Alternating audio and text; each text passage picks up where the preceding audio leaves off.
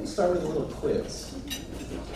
What do Harry Belafonte, William F. Buckley Jr., Jimmy Carter, Jacques Cousteau, Archbishop Desmond Tutu, and Robert Redford have in common? Oh, no guesses, no guesses. Let me try again. Same question.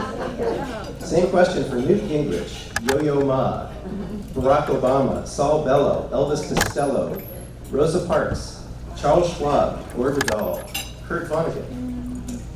You give up? I don't think so. The answer is, they, like hundreds of others, have all sat down for interviews with today's guest, Dr. Michael Krasny. Dr. Krasny really needs no introduction, but that's not going to help him today. Simply put, Michael Krasny is a rock star in the world of arts and letters, known most broadly for his work since 1993 as host of the award-winning and highly rated interview program Forum on KQED. Michael has elevated the serious radio interview to an art form, and he's among the most listened to and honored broadcasters in America. But if you're here, it's probably because you already know all of that. What you may not know is that Michael got into broadcast journalism only after establishing himself as an academic, writer, and critic. Dr. Krasny holds his BA and master's degree from Ohio University, where he was Phi Beta Kappa. He has his Ph.D. from the University of Washington. Since 1970, he's been a professor of English at San Francisco State University. He's also taught at Stanford University in UC San Francisco. He's the author of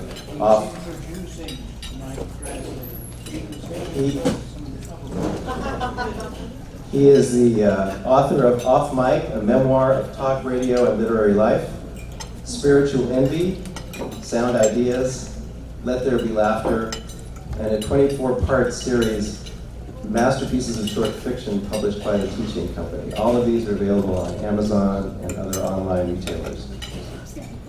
By way of background, Michael Krasny grew up in Ohio. He's lived in Marin County for many years. He worked at several local radio stations, also at ABC in both radio and television, before migrating to public broadcasting in 1993. He's received many awards and honors, including the S.Y. Agnon Medal for Intellectual Achievement, the Eugene Block Award for Human Rights Journalism, the Inclusiveness in Media Award from the National Conference for Community and Justice, the James Madison Freedom of Information Award, the Excellence in Journalism Award from the National Lesbian and Gay Journalists Association, and the Career Achievement Award from the Society of Professional Journalists.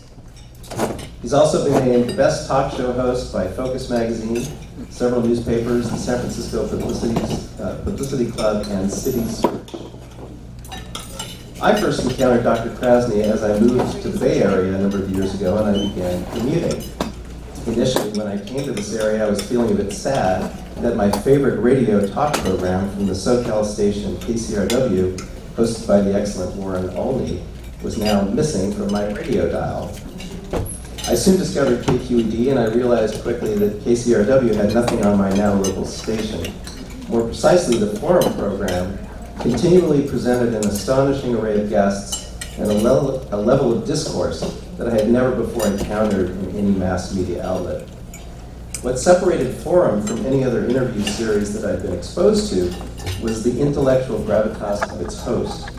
It seemed like every guest who appeared revealed another facet of this fellow Michael Krasny. Who was this guy on the radio who threw out obscure literary quotes one minute and wonky political facts the next?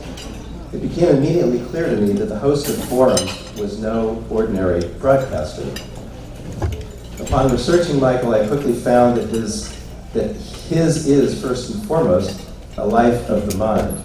What jumps out from his books and his broadcasting is an unrelenting intellectual curiosity, but also, and perhaps more importantly, an unrelenting intellectual honesty.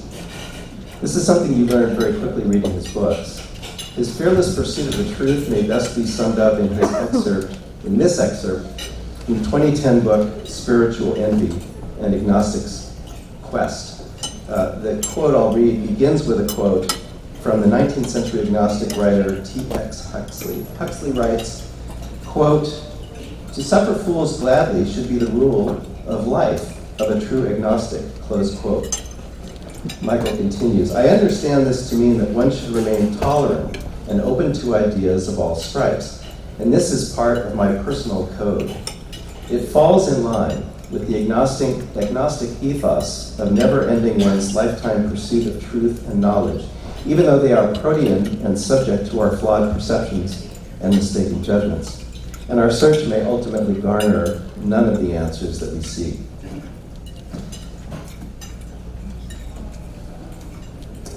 We are honored today that Dr. Krasny is here to talk about that lifetime pursuit of truth and knowledge and to share his reminiscences of a life in journalism, academia, and public discourse. I present Dr. Michael Krasny.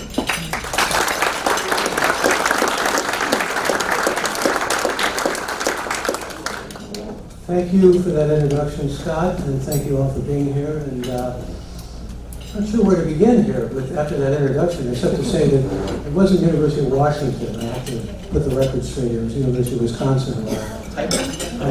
Sorry. No, that's okay. I met my wife there, and so she would be more aligned with not being identified with Wisconsin than I would be. But thank you for that introduction. It's very, very gracious. It reminded me of one of the early lectures I went to when I began to work in public radio. I named someone that I remember, Sal Urich, who was the head of Xerox. And the introduction, like Scott's, was long and magnificent. And he said, I didn't deserve that introduction. He said, I have arthritis, I don't deserve that either. And I did actually, as Scott said, write a book on agnosticism, because I was intrigued by more the tradition of agnosticism, which is more like being skeptical and always questioning. And it reminded me of a line by Mort Saul, who now actually lives here in Marin County, as some of you may know, who said something to the effect of a family of agnostics moved into a neighborhood and somebody burned a question mark on their lawn. Still a good line. So when I talked to Scott about speaking about something, I thought I would talk mainly about life such as it has been in broadcasting. And some of you, I think, as I look around here and see some contemporaries of mine, or at least in my demographic area, a number of people maybe remember a show on TV back in the late 50s called I Read Three Lives, starring a character named Herbert Filbert. The idea behind the show was he worked for the FBI as a spy on communists, and this was during the McCarthy era, but he was also trying to live a normal life as a regular citizen. So he lived three lives. And I guess, to a great extent, that kind of encapsulates some of my own experiences, because I did begin largely as a literary scholar and as a professor, and then branched out into writing books, not fiction like I wanted to write. I wanted to be a novelist, but other kinds of books that Scott mentioned, and then winding up working in broadcasting. And believe it or not, that broadcasting career began right here in Marin County. Before I get into this, though, I'd like to just take, and don't feel embarrassed or self-conscious to do this. How many of you actually listen to or know the following program? I've asked for a few reasons, not for vanity's sake, or many hands would go up, but just because we have come a long way, and we have in some ways cornered the market, and it's been very gratifying. Because when I began, it wasn't that way, and I don't take any lion's share, or even kitty's share of credit, but we've worked hard, and we've really done a program that I think is stellar. I say we because it's always a team effort. You know the guy behind the microphone. This, believe it is, or not, is the face that goes with that voice. Not as handsome as he used to be, but still tolerable. So, I've been in broadcast journalism really since the 80s. I came out here as a young professor in the 70s, but things began for me in a kind of lucky way. And I want to talk a little bit about luck, because I mean, maybe a book gestating in me. I'm also a poker player, and I play in poker tournaments. Somehow that doesn't go with the image some people have of me as a broadcast journalist, but poker is a game I've loved for many years and continue to love. And when you play poker, you really understand that things often go in streaks, and luck does dominate our destinies much more. I mean, of course, opportunity and the possibility of free will and how it operates in different contexts and so forth plays a great deal into our successes and our failures. But luck is really something we all understand, and we all, it seems to me, recognize.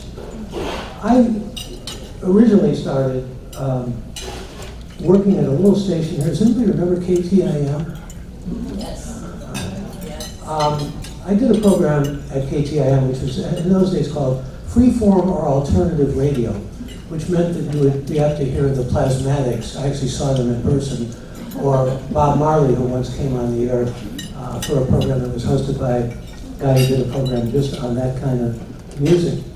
In fact, my younger daughter, as I was moving along, some of those names that were mentioned, and people I interviewed, she was never impressed with any of them. It didn't matter if they were Supreme Court justices or presidents. But when she was a teenager at Redwood High School, and I told her that I once met Bob Marley, that was completely over the moon on that one. Suddenly I got more credibility with her than I ever had previously, or probably maybe even since then. I have a pretty good job though in radio now. I mean, I speak to people on a daily basis who are not only interesting, because that's a kind of vapid word, but really highly accomplished, intelligent people, people who make a difference, and people who I feel can be inspiring in many different ways. Not just people who are notable, and not just people who are rock stars. I thank Scott for putting me in that category, though it really doesn't fit. People on the radio are never rock stars, unless maybe Howard Stern or Rush Limbaugh. That's about it. For a while, Dr. Laura. But most of us are just people, doing our job on a daily basis. And there are a couple of varieties of us. They're the kind who like to make people bang their dashboards, as a guy in KQED used to say, the program director. And that gets the adrenaline going. And then there are the kind who are more genteel, like those of us who work in public broadcasting, which we believe and fervently believe serves the public. And there is that binary. It's a real dichotomy. I am in that unusual position of having worked in both worlds, because I started out after I left KTIM, and I'll talk about that a bit, going to KGO Radio. And I think there are a number of people here who remember when KGO was not only dominant, but I would use a word I probably shouldn't use in public. Hegemonic is a word I use at the blackboard sometimes. But it means dominating and being essentially in charge in a kind of dominating way. So there are those, for example, those Marxists who will tell you year after year that white power capitalism is hegemonic, and for the most part they're right, here in the United States and elsewhere. But it's a job that gives me a great deal of satisfaction, and that I'm very lucky to have, to bring essentially public service, knowledge, and the seeking of knowledge to the public on a daily basis, and also to stir up controversy when it's appropriate, and to entertain from time to time. And that's, in many ways, a kind of Catholic, by which I mean universal burden for anybody who is doing a talk show of any kind. Because I realized, particularly when I went into public broadcasting, and this is not to downplay the years I was at KGO, that I really could have an impact on the public. I could make a difference, and I could talk about things that people wanted to hear about and were made often into better citizens because they could listen to it. Part of what drove me personally, I think, was just, wanting to do something that would make a difference and wanting to be, in some ways, a public servant. I know that sounds perhaps more high-minded than just sitting behind a microphone. But when you're aiming for educating the citizenry and trying to essentially disseminate, a fancy word to use, knowledge, you can, in many ways, think of yourself as going to a higher, nobler purpose, even if you don't reach it all the time. And I was also, I think, driven by the fact that, when I started to work on my Ph.D., I was able to avoid military service. Sorry for those of you who gave to this country in whatever way you did. But I didn't believe in the war in Vietnam, and I didn't really want to go to Canada, and it didn't leave me many options. So I found myself on what was called an NDEA fellowship, a National Defense Education Act fellowship. This will bring you back to a halcyon time when people were actually given fellowships to study literature in graduate work. You don't find too many of those anymore. It was just, I'm proud to say, a scholarship, because I partially retired from San Francisco State, establishing my name there, to help students who want to go and study literature. It's very difficult now when they see all these STEM things in front of them and all these techno things, learning code and maybe making a living by learning code. They're not necessarily gravitating toward the humanities. I don't mean literature, I mean philosophy and history, and the things that drew me in. But I was also drawn in by a program called NEXA, which was an attempt to bring science and humanities together. And I tried to do that in my work on the air. When I was working for ABC, for KGO, it was very difficult. I would have people I was very proud to put on the air, people like Jane Goodall, for example, or people who certainly registered with me as being worthy guests, to understate even. and would hear, actually, it's in this book off Mike that Scott mentioned, a program director. I had, in 1 week, Jane Goodall, and I had a Nobel Prize winning woman author, and also a woman politician of real gravitas. And this program director said to me, Kras, because that's what he called me, Kras, what are you doing with all these old broads? We don't get the ratings with them. I knew the time had come maybe for me to consider other alternatives than working in commercial radio. And I must confess to you, there's some glee in me sometimes in realizing that whereas public radio was going up and up, KGO, it's not to wish them any asperity, was continuing to sink. It's really down in the ratings now. That's all they wanted was ratings, and they have lost the ratings they once had as being the number one and really way out ahead of everybody, number one radio station. It was also part of my, I suppose, good fortune to, when I left KGO, be called by some people who said, hey, there's a job at KQED, there's a forum program that was planned for about 5 years, hosted by someone named Kevin Persclub, a name some of you may recall, who went on to great fortune because he became essentially one of the main speakers for Mayor Susan Hammer, who was then the mayor of San Jose. And ultimately, he became a spokesman for eBay and got a lot of those percentages for doing that job. So he is a man of great wealth now. That has not been my luck. There is a man named Michael Krasny, believe it or not, in Chicago, who is a billionaire, and every year when Forbes lists the richest men in America, there he is. He started something called CDW Computers. And I actually had dinner with him one night, pleasant dinner. He wanted to talk mainly about money and investments, which I understand somebody who's a billionaire. And one night, after me teaching a great dance piano, I told my class, I'm not a billionaire. And Fitzgerald says billionaires can be boring. We talk about mostly money and investments, but nice guy. And what happened recently, I said this to my class, was they had the richest man in America in Forbes, and there was Michael P. Krasny, and there was Michael J. Krasny's picture. My picture.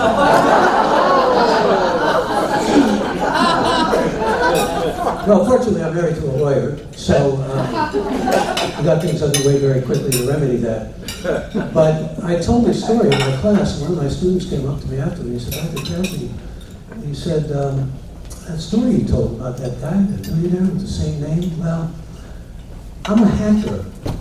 And I got in some trouble for my hacking, but I think I can make you a rich man. I'm not even going there. Forget it.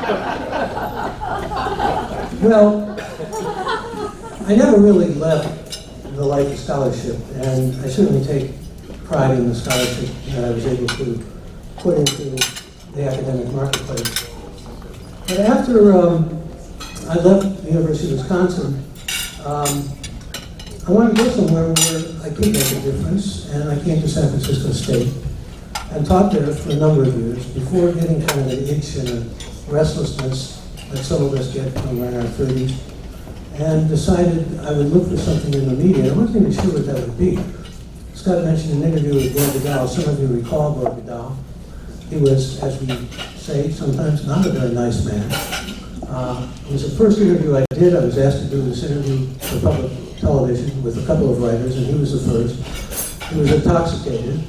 He was also anti-Semitic, I discovered in fairly short order, and really anti-anybody who was a university professor. You can imagine how well we got along. There's an ironic coda to this, though. I found it difficult interview, but I decided I liked interviewing. And so even though it was kind of what I call a baptism of fire, I would go on and find some way into interviewing. I wasn't sure what that would be. So Gord Vidal, fast forward about 15 years, had a novel out. And I was asked by my producer, do you want to interview Gord Vidal? And the story is in Off Mic, a book I published at Stanford University Press, which is, I think, still available, maybe. I need to self-promote here. Copy is right there. So, I'm thinking about the story with Vidal, and I said, you know, I want to interview him. because I want to see if I can be enough of a pro that I don't bring up the story on air and wait till we're done with our interview to bring it up. That was what I thought was quintessential professionalism at the time. So Vidal comes into the studio, and he said, "We've met before?" I said, "Yes, we did an interview. It was on public television." He said, "Oh, I thought we met before." And then he comes on and he says, "Michael, such a pleasure to be with you again. I remember our interview on public television." That public television interview was a haunting memory for a lifetime, but Gore Vidal was up for the interview and knew the camera was there, and so that was my entree to the second interview with him after all those years. And when the show was over, I actually said to him, "That interview I alluded to, here's what happened." And I simply outlined it, and I gave it back because I'd seen it on tape, and I knew what was in there. He was very funny, by the way. He was always very mordantly funny, but it was vicious and nasty. And in a few more words, I began to sound like Trump, right? Especially when he talks about certain women. All right. So, I hope I don't offend any Trumpists if you're here. A few of you who are here, no doubt, feel like lone people here. Let me just go back to that moment, though, because when I told him what actually occurred, he said he had no memory of it. Never tendered an apology or anything like that, but I realized that this is something I really wanted to do, and it tells you something, I think, about what often goes on. I wrote that book off mic, in fact, to speak about stories that go on behind the scenes that you don't necessarily realize, because you hear a broadcaster and you don't know. I mean, it's sort of like what they say about legislation. You want to see it being made, certain legislation.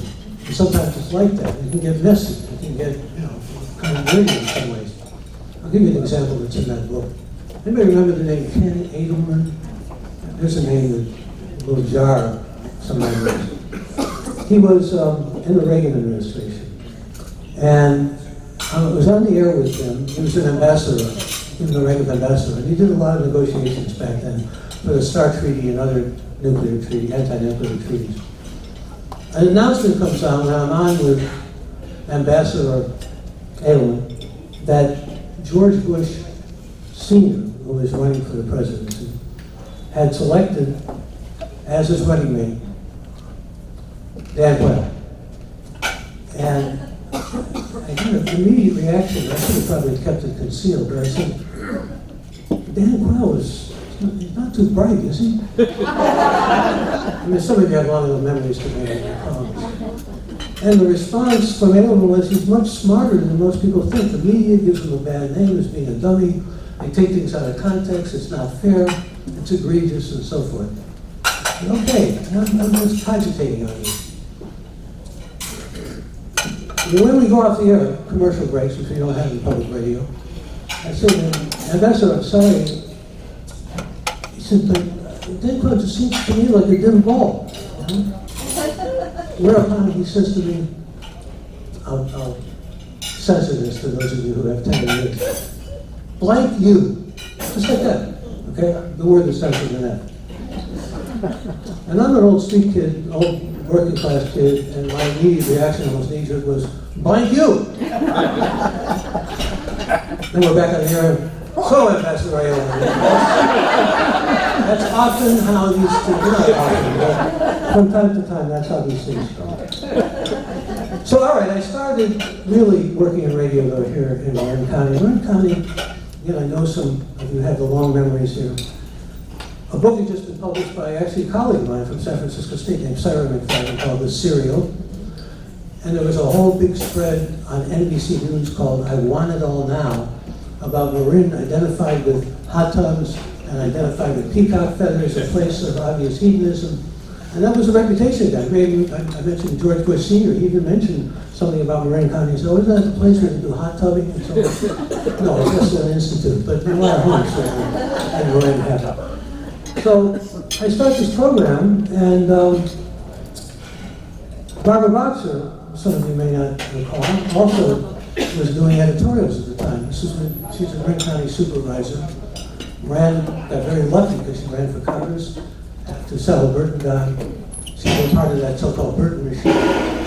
But then she was open to the possibility of Senate, wanted to be Senate. I don't know how many years she did editorials for KTIM called Boxer Shorts.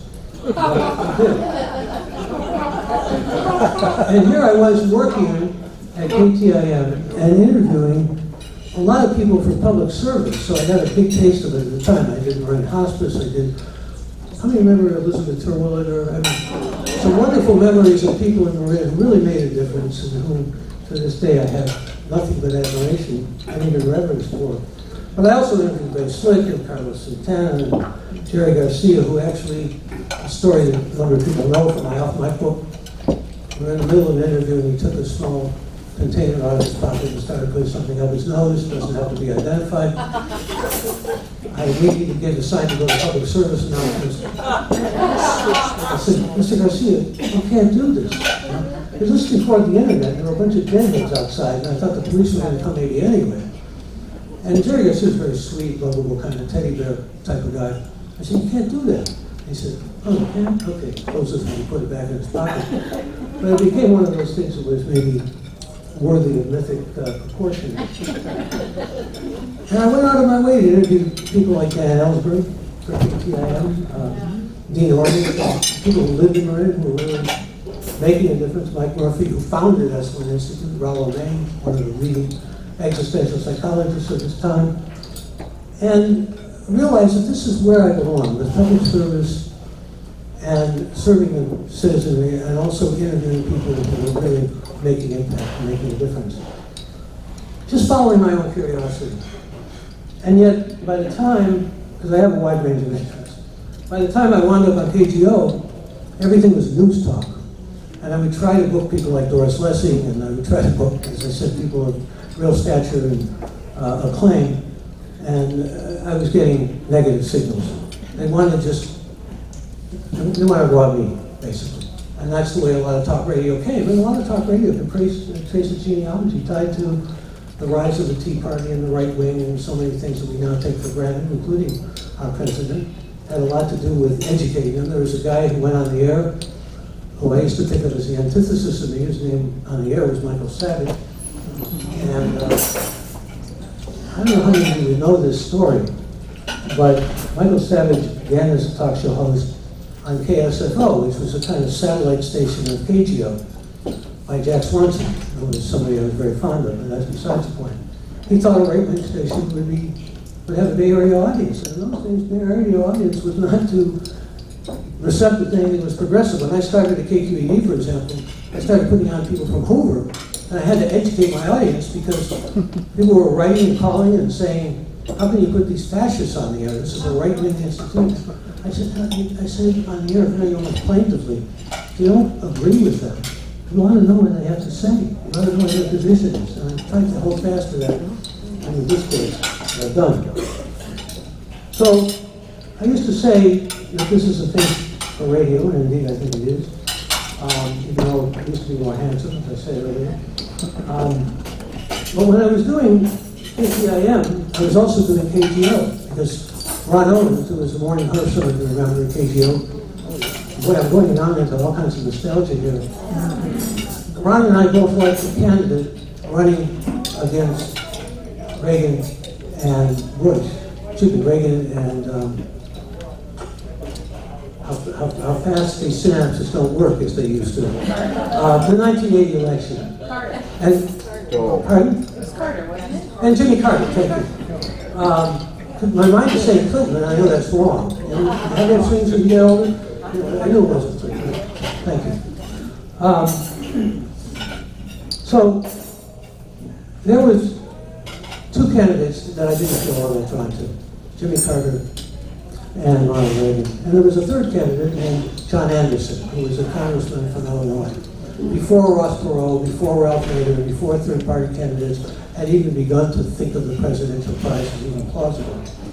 And so I just wanted to hear what Anderson had to say. And he was here in Marin. And I meet Ron Owens for the first time. And Ron Owens says to me, you know, I told him I worked at the station in Marin. He said, we need a bench. Guys use those sports metaphors in commercial radio all the time.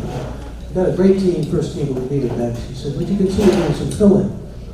And that's how I started really at KGO. And Ron is now pretty much just an editorial guy, but I'm still behind the microphone. So let me tell you a little bit about KGO, and then I'm going to wrap it up with some final remarks. The first time I did KGO, I filled in for someone named Al Jasbo Collins. He was a voice from the past, a memory for many of you. And Jasbo was on talk radio, but he didn't really do much talk about news. This was news talk radio. In fact, I never could figure out what Jasbo was doing. He had a following of a lot of people along the West Coast because the signal was that strong. It had 50,000 watts, went out very far up to Oregon and Washington at night, even in Canada and down in Mexico. And so, even in those late hours, you had more listeners.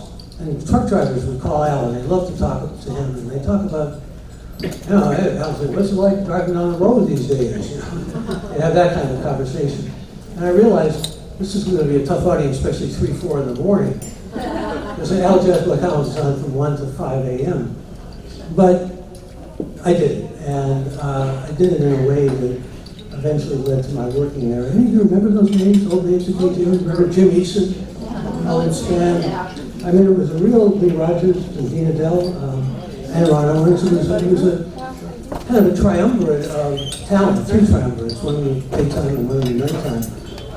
And I had been kind of a rare bird in all that, because I always believed in 2 things.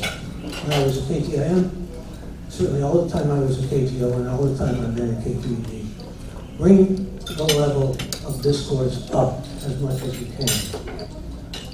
And I remember Jack Swanson, who I liked a lot, said to me, Michael, I worry about the language you use.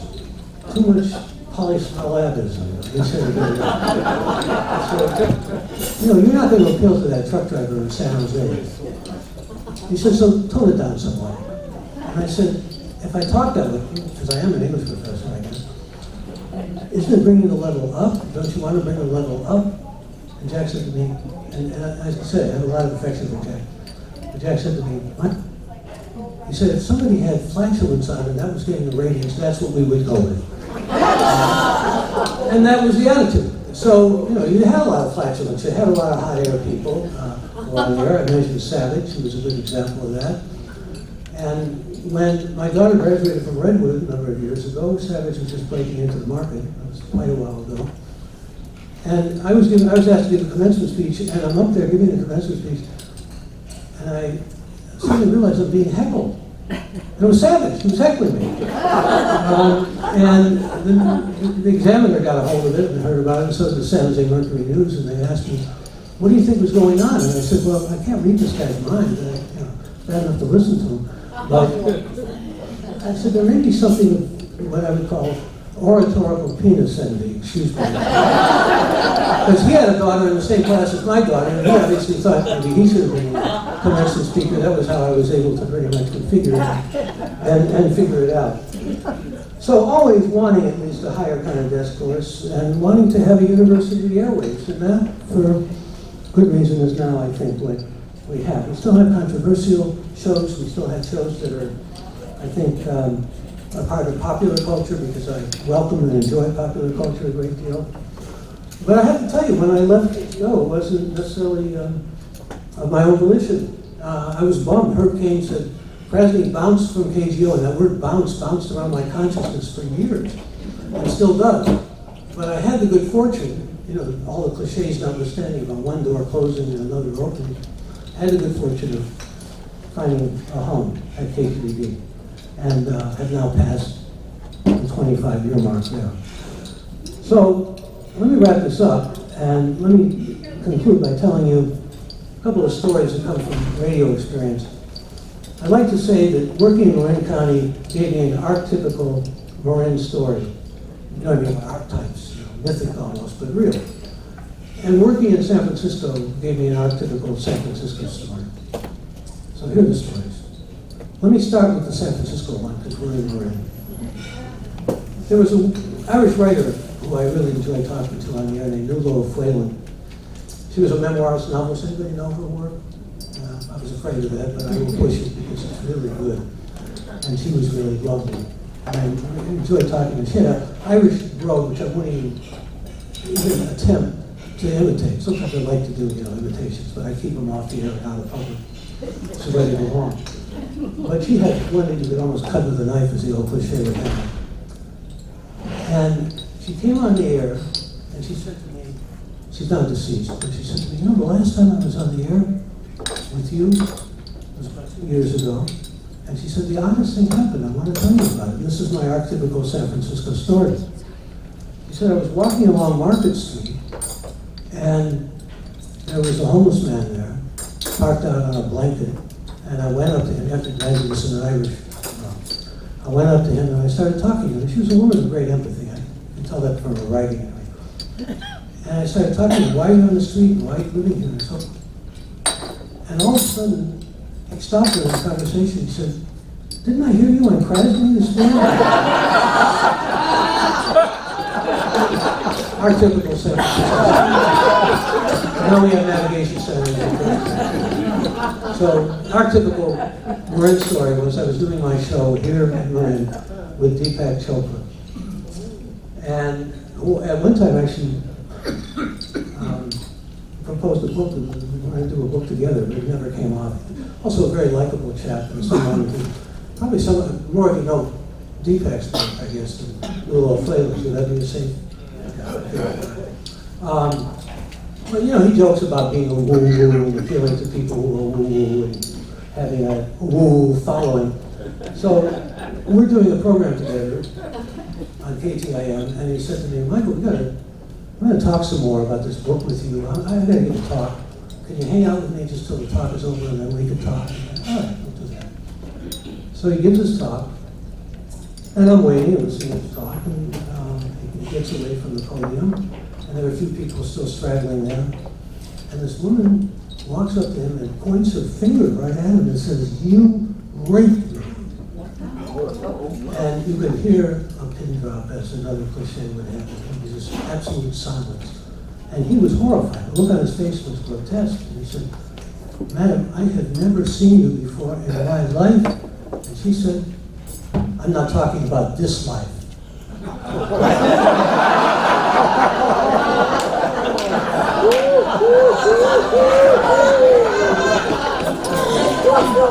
Now, don't take any umbrage, but you know why I call that an archetypical story. I'll leave it there. Thank you so much for your time.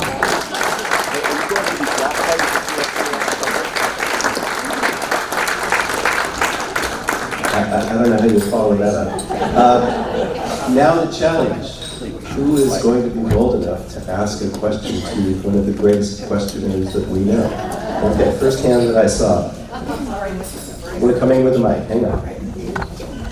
I'm sorry, but this is a very simple question. Could you repeat the name of your Irish author? I'd like to read her. Surely, and there is no such thing as a simple question. Let me just tell you a quick anecdote.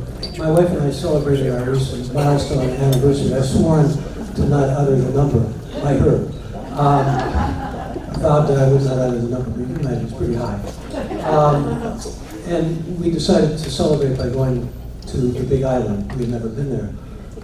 And you just reminded me of this. There was a bus driver who went on this all-day tour. And it is an all-day tour, but they call it the Big Island for no reason. It's a big island. And this guy is at the microphone. He's saying, "Well, you people can tell easily enough. I'm a Southerner. I'm from Natchez. And I say, aloha y'all. And I also say that there is no such thing as a simple or a dumb question." So, and he said, "Wait a minute, let me backtrack that." He said, "Just a couple weeks ago, somebody asked me, how much does this island weigh?" So take back what I said about that.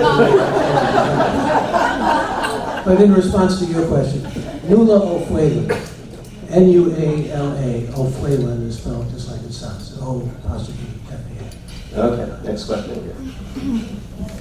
Complex questions are good. When you were a student in university and when you were writing your thesis, what was your area of specialization?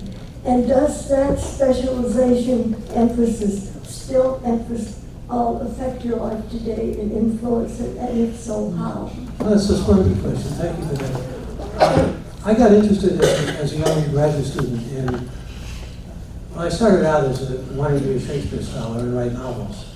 And I shifted and realized I didn't have the talent to be a novelist. But I also realized that I loved American literature and belonged there more in terms of my interests and what I was drawn to. And specifically, I was drawn to African American literature. I did a dissertation on it. I'd be surprised if anybody's ever heard of Gene Toomer. Anybody? Okay, I became a Toomer scholar. It sounds like an oncologist, but Gene Toomer was a figure who fascinated me because he was on both sides of the color line.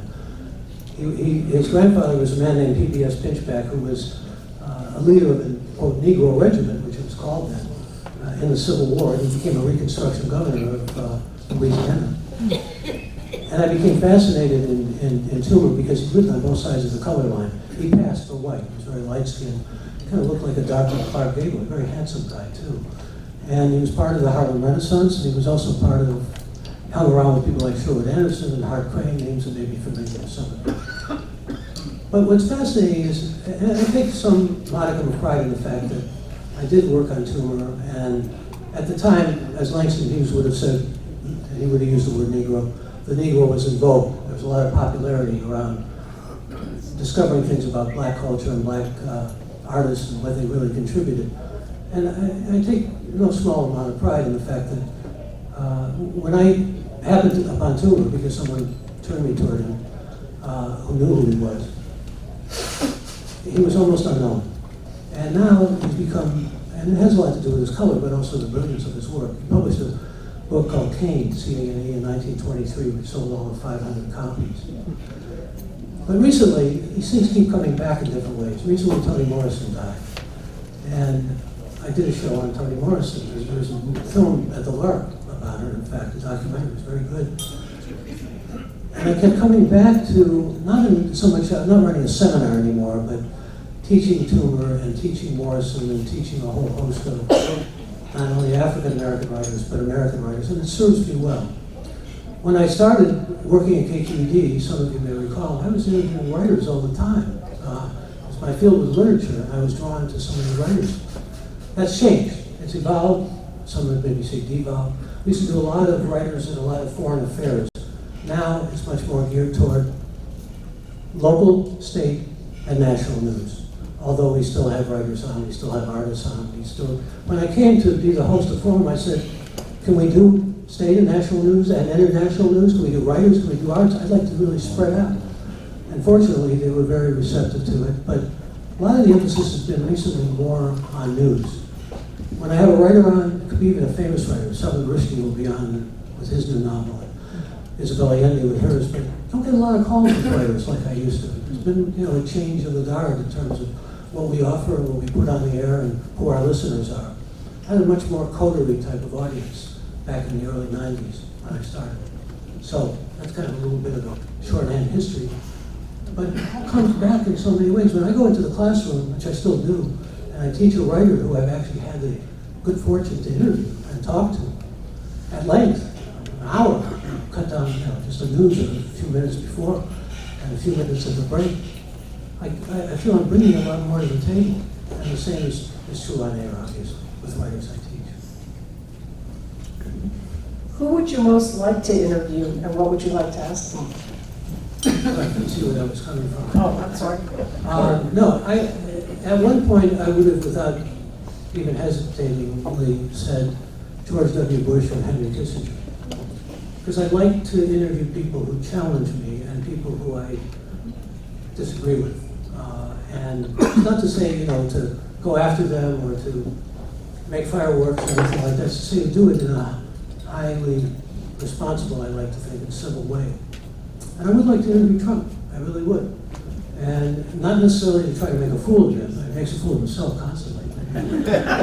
But really to have an opportunity to see if I could get beyond that kind of role that he plays, of either being a bully or being a salesman, or a few other roles, but those are the two main ones that seem to go back and forth. He is our president. He should be supported because he's in that role, and I would like to find out, really in many ways, if I could find out what makes him tick, more than maybe what I think makes him tick.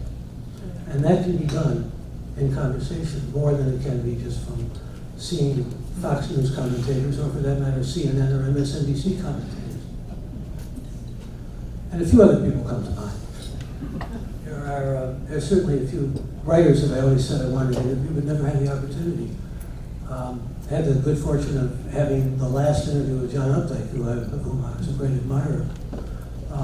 And at one point I said, there are only 3 American writers that I haven't interviewed, and then I interviewed all 3 of them. But I used to also, and Updike was the 3rd, I used to also say, I'd like to interview Thomas Pynchon and J.D. Salinger, and that never could happen and never would have happened, and they're both deceased now, so it never will happen. But if you do this long enough, you meet most of your heroes, by the way, because they're on book tours. Yeah. So, We have a question over here. I'm sorry. Hi, Michael. I don't know if you remember me, Holly Thier. Holly Thier. You were one of the first people to ever interview me when I became president of the League of Women Voters in San Francisco. And I really want to thank you for all the work that you did during that time and in the future for voter education and outreach, because you were really a model and you really helped us to register voters and get the vote out. And you were a wonderful interviewer. I came on your program for many times. And unfortunately, I did have to go on Michael Savage subsequently. You get plaudits for your courage for doing that. I think I do remember you, although you get to the point of life where you've interviewed thousands of people, and so. But I remember the name. The name resonated with me, and I used to be much better at faces, but as I get older, I'm not quite as adept or as talented as I like to think I was with that. So my apologies. No, my hair got a little lighter. I want to say something though in response to your kind remarks, and that is, the League of Women Voters does astonishingly good work, and so my mother would say there's a place for you in heaven for that work. And I've always been open to giving talks to them and to giving them time on the air, largely also because we covered elections, and we still do cover elections, and it's kind of a point of pride for us. It used to be, in fact, especially now with another presidential debate coming up, we used to try to get even third-party candidates into the mix, but we had to do what's now being done nationally on CNN and so forth, had to draw the line in terms of polling and numbers and also how much they had invested in them in terms of dollar figures. But for a while, I remember interviewing people from the Peace and Freedom Party and from obviously the Libertarian Party and parties that really could barely get on the ballot. But we have made it a point to do complete coverage, as complete as possible, of elections every year, and we'll continue this. Because after all, this is public radio. Okay, we're back over here. I'm sort of struck by how interviews tend to be with famous people, or notable people, people who are acknowledged for their high achievements. And I wonder if there's a place for interviewing the common man. That's a very good and important question. Thank you for that, because often when I'm at, you ring off these names of famous people I've interviewed and everything, and, obviously it's a source of satisfaction and pride, most of them, Corvidal and others notwithstanding. But when people ask me, about interviews that move me as an interviewer, it's not necessarily all the people with the star power. It's people who are giving of themselves and doing things that I would describe as selfless, or we used to talk about as God's work before I wrote my book on agnosticism. I'm going to be funny about that again, but the truth of the matter is that, for example, I remember there were these women from Oakland who were taking care of crack babies.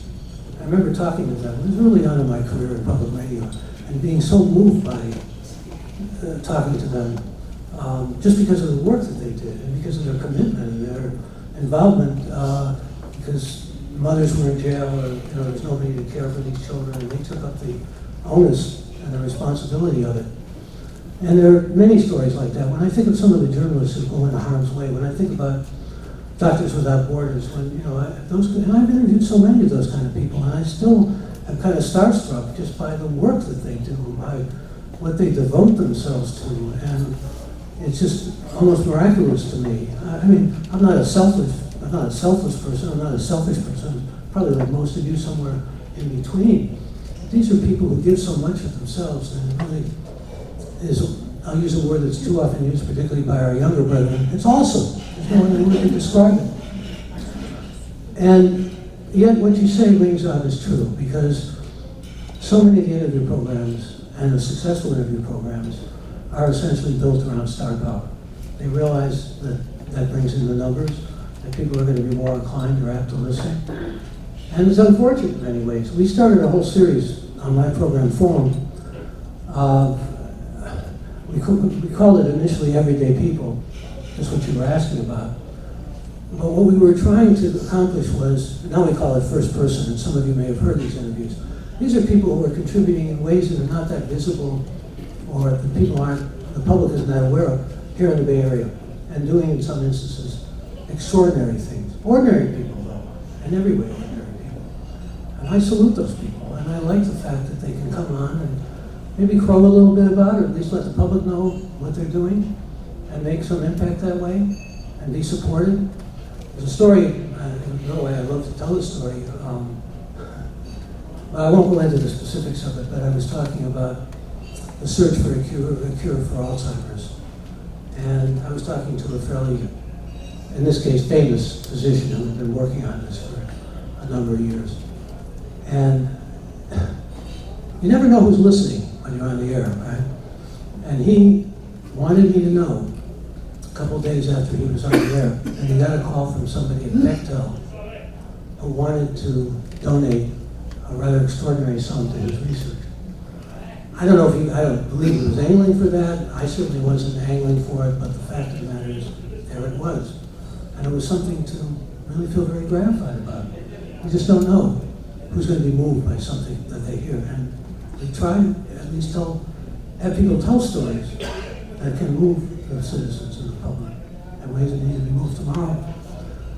Just decided what we're going to try to do. There's this whole CNN climate change debate. It's got a lot of publicity, and now has led the leading Democratic candidates to pretty much patch out what they are going to do for climate change, presumably, what they're going to try to accomplish. And so when we're talking about what to do tomorrow,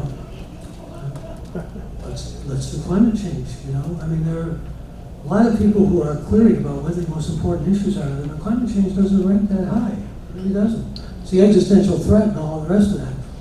But I feel it can't be addressed enough, because I feel we are facing the possible extinction of this planet.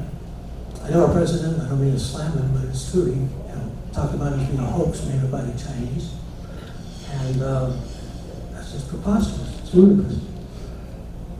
Some of these computer models that you see, I can understand people being a little bit skeptical about it, but it's upon us. It's upon us right now in the Bahamas, and what we're seeing with this hurricane, and what we experienced here in the northern part of California with wildfires. So there's no fooling ourselves anymore about it. It's real. And trying to take topics like that and make them interesting to the public, and make the public realize that they have a stake, even in some instances when they don't think they have a stake, where they just kind of censored it and plugged it out. It's something that I take very seriously. And I'm not here to proselytize, I'm not here to convert people, in other words, to my way of thinking. I'm here to try to be a solid, fair journalist. Fair and also equitable. Michael, I have a question. It's about media. So you've been in media for decades. You've seen over that period of time a huge technological change. You started, I think, before there was an internet. And now you effectively are engaged in a program of trying to generate public discourse in an era where there's an entire overwhelming fire hose of information that includes a tremendous amount of disinformation. You've got YouTube algorithms that are directing people to websites and videos and information that is not only in many cases false, but very negative, very harmful, and racist and all the rest. Do you see what you do as a competitor with that? Is that competing against you for the eyes and the ears and hearts and minds of the American public? Or how do you view that whole shift into the dark web? Well, it's a good, thoughtful, and important question. And it's one thing our president is right about. There's a lot of fake news, just as you said. There's no doubt about that, particularly because of the internet, the advent of the internet. And it makes, I think, good citizenship even more of a responsibility, because to some extent you have to monitor and take down whatever you can that will give you real light and give you a sense of fairness and equitability of it and accuracy that I'm talking about, that we try to represent. And we're kind of an alternative in that way. I mean, one of the things that hardens me, and you don't have to applaud this, but whenever I say it, because I do go out for NPR and make talks from now and then when they ask me to. Fewer of them as I get older, but anyway. No, I mean, because your time gets more precious and I need to sleep more. That's another story. So, I'll say, because it gets people who are NPR supporters and who like what we do, cheering and all the rest of it, that there's some recent data that we have that shows that the number of eyeballs, to use your team, that are watching or listening, because they're on, like I'm on Sirius Satellite Radio and other such broadcasters. There is a combination of MSNBC, CNN, and Fox that still, in numbers, does not equal the number of people who listen to National Public Radio. Now, that's pretty heartening to me. And yet, we have people who would never listen to National Public Radio. We asked about who I would like to interview. I've had terrible difficulties through the years, not with Democratic administrations, but with Republican administrations, and I wish it were otherwise. And I'm not talking about presidents here, I'm talking about cabinet ministers. A lot of former Republicans will come on the air, especially if they have a book, or a lot of former strong GOP people would like to get on the air. You have a lot of Trump, anti-Trumpists now who at one time were serious conservatives, and we've had a number of them on too. But we do offer an alternative. And if people want to listen to get their blood pressure up or get their adrenaline going, they're not going to necessarily listen to us. If they want information, if they want to hear different sides of an issue, if they want to hear debate, and debate that's civil, they'll listen to us. It's almost that simple. Okay, we have a couple minutes left for some more questions. While we're getting those, one member of the audience was just curious as to when you can be found on the radio. I know the forum is 9 to 11, right? So, but I know you're not on every single day. So, when can they catch you and where? I should tell you, there's a new phenomenon that we have. It's not so new now, it's a few years old. You can listen to Forum anytime you want to online. You just have to go to KQED Forum or KQED FM. And by the way, on the dial it's 88.5, and on Sirius it's 122. But if you ever want to listen to a Forum program, you go through our archives, see something that interests you, whets your intellectual appetite and your curiosity, and you want to know more about, and you've got a whole cornucopia to choose from. Great. Here's a question. I have a practicum question to ask you. When I listen to you in the morning, you may have 1, 2, 3, or even 4 different topics that you're dealing with. And you bring so much to these specific topics. I'm just wondering how much preparation you're doing, and when do you find the time of putting this into your schedule and living at the same time to prepare? And a short second question is, how do you choose the programs to be repeated at night on KQED? Both good practical questions. Thank you. Well, I do my homework. I once said they could put that on my tombstone, and I think it holds up to this day. But I also keep up with the news. I mean, I've always been a rabid kind of news hound, or whatever you want to call it. And that's served me pretty well. I mean, not only in terms of general knowledge, but it still serves me. But when I decided, and you know, some of the people are booked a week in advance. We've got a guest booked tomorrow, Michael Roth, who used to be the head of the California Academy of Arts, and now is president of Wesleyan University, who wrote a wonderful book about liberal education, and now has written a book about many of the things that those of us who are university professors are dealing with. You know, what do you do with people who want to speak out? And many of the students don't want them to speak. You know, these kind of questions. What do you do with safe spaces and microaggressions? And he takes on a lot of this in a very thoughtful, pragmatic way that I like. And I've always enjoyed talking with him. So he was booked weeks ago. A couple of guests I had earlier this week in the 10 o'clock hour were booked weeks ago. So I spread things out. I mean, when I'm reading books, I'm reading books 7 days a week. When I'm teaching, the burden is greater. But I'm pretty much working pretty steadfastly. But I do have a life. I have a family, and I like to see a lot of movies and go to concerts and, you know, do things that ordinary people do. Haven't had a pet in a number of years, and I regret that, but that's a whole story I won't go into. It's very, but those of you who have pets and love pets, it's very difficult when you lose one. And then you think, you know, you're getting up there in years, and you think, I want to take on another pet, and it's going to complicate my life. What about, I have like big dogs and getting them into the car and all that. I went far astray from what you were asking. So, how do you decide on another hour is really the second question you're asking, and that is, we meet after every broadcast, and we say, well, there are a couple of big questions. What will work well for a nighttime audience, which is a somewhat different audience? What serves the public most between these 2 hours? Sometimes it's just good knowledge or something we felt rapturous about that didn't have to be, you know, in that specific silo of public service.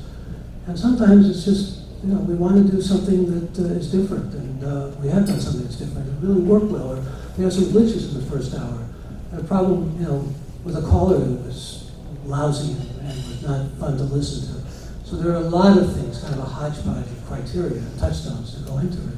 But ultimately, we like to think, we hope we make a good choice. But now, as I said, you can listen to any program anytime you want. And I'm sure we all will.